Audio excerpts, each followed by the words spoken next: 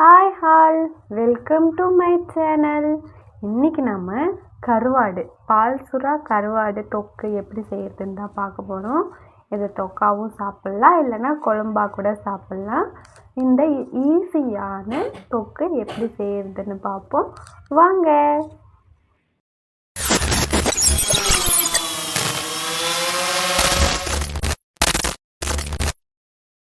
Subscribe பண்ணிட்டீங்களா? வாங்க வீடியோக்குள்ளே போகலாம். ஃபர்ஸ்ட் கருவாடு தொக்குக்கு தேவையான கருவாடு எடுத்து க்ளீன் பண்ணி எடுத்துக்கலாம்.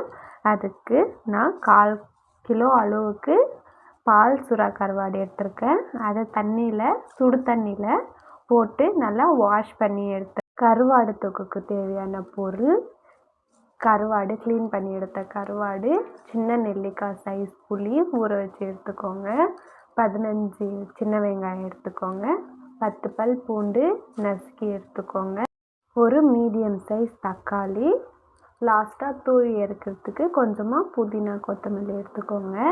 அடுத்து தாளிப்புக்கு தேவையான 1/4 ஸ்பூன் கடுகு, 1/4 ஸ்பூன் சோம்பு, கொஞ்சமாக 4 வெந்தயம் எடுத்துக்கோங்க. அதுக்கு தேவையான மசாலா: 1/4 ஸ்பூன் அளவுக்கு மஞ்சள்தூள், 1/2 ஸ்பூன் அளவுக்கு மல்லித்தூள், 1/2 ஸ்பூன் மிளகாத்தூள், 1/2 ஸ்பூன் கரம் மசாலா, 1/2 ஸ்பூன் குழம்பு மிளகாய்த்தூள், எண்ணெய். தொக்கு பண்ண ஸ்டார்ட் பண்ணுவோமா? அதுக்கு ஃபர்ஸ்ட் கடாயில் தேவையான அளவுக்கு எண்ணெய் சேர்த்திக்கோங்க. எண்ணெய் சூடானதும் நம்ம தாளிப்புக்கு தேவையான பொருள் எடுத்து வச்சிடலாம், அதையும் சேர்த்திக்கோங்க. அடுத்து பூண்டு சேர்த்திக்கோங்க.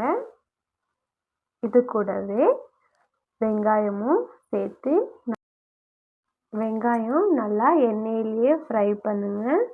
நல்லா கலர் சேஞ்ச் ஆகிற வரைக்கும் ஃப்ரை பண்ணுங்கள். இந்த அளவுக்கு கலர் சேஞ்ச் ஆனதும் எடுத்து வச்ச தக்காளியும் சேர்த்து நல்லா மசிகிற வரைக்கும் ஃப்ரை பண்ணிக்கோங்க. நல்லா மசியணும், அப்போ தான் தொக்கு கொஞ்சம் திக்னஸாக இருக்கும்.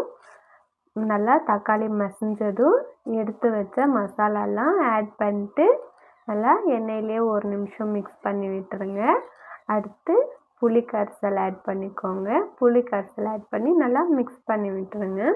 இந்த டைமில் உங்களுக்கு தண்ணி தேவைப்படுதுன்னு தோணுச்சுன்னா, இன்னும் கொஞ்சம் தண்ணியாக இருக்கட்டும்னா கொஞ்சமாக தண்ணி ஆட் பண்ணிக்கோங்க. அடுத்து க்ளீன் பண்ணி எடுத்த கருவாடு இது கூடயே ஆட் பண்ணிக்கோங்க. ஒரு வாட்டி மிக்ஸ் பண்ணி விட்டுருங்க. மிக்ஸ் பண்ணிவிட்டு அடுப்பு மீடியம் ஃப்ளேமில் வச்சு 5 மினிட்ஸுக்கு விட்டிங்கன்னா நம்மளுடைய கருவாடு தொக்கு ரெடி ஆகிடும். லாஸ்ட்டாக கொத்தமல்லி புதினா தூவி இறக்கிட்டிங்கன்னா நம்மளோட சுவையான கருவாடு தொக்கு 5 மினிட்ஸ் 10 மினிட்ஸ் தாங்க ஆகும். அதுக்குள்ளேயே வெந்து நம்மளுக்கு ரெடி ஆகிடும். பால் சுறா கருவாடு தொக்கு நியூ மாம்ஸ் கொடுத்தோன்னா நல்லா பால் சுரக்கும். அதனால் மறக்காமல் உங்கள் வீட்லேயும் ட்ரை பண்ணிட்டு எப்படி இருந்துச்சுன்னு கமெண்ட் பண்ணுங்கள். இந்த மாதிரி வீடியோஸ் உங்களுக்கு வேணும்னா மறக்காமல் சேனலை சப்ஸ்கிரைப் பண்ணி வச்சுக்கோங்க. உங்கள் ஃப்ரெண்ட்ஸுக்கும் ஷேர் பண்ணுங்கள். தேங்க்ஸ் ஃபார் வாட்சிங். நெக்ஸ்ட் வீடியோவில் சந்திப்போம்.